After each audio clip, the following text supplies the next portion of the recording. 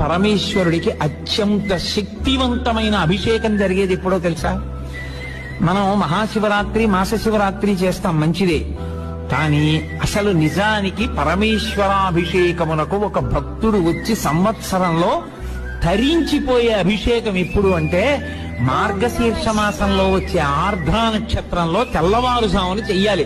సమస్త తాపోపశాంతి దేని వలన కలుగుతుందంటే ఆర్ద్రాభిషేకము చేత కలుగుతుంది. పరమేశ్వరుడికి అత్యంత శక్తివంతమైన అభిషేకం జరిగేది ఎప్పుడో తెలుసా? మనం మహాశివరాత్రి మాస శివరాత్రి చేస్తాం, మంచిదే. కానీ అసలు నిజానికి పరమేశ్వరాభిషేకమునకు ఒక భక్తుడు వచ్చి సంవత్సరంలో ధరించిపోయే అభిషేకం ఎప్పుడు అంటే మార్గశీర్ష మాసంలో వచ్చే ఆర్ద్ర నక్షత్రంలో తెల్లవారుజామున చెయ్యాలి. సమస్త తాపోపశాంతి దేని వలన కలుగుతుందంటే ఆర్ద్రాభిషేకము చేత కలుగుతుంది.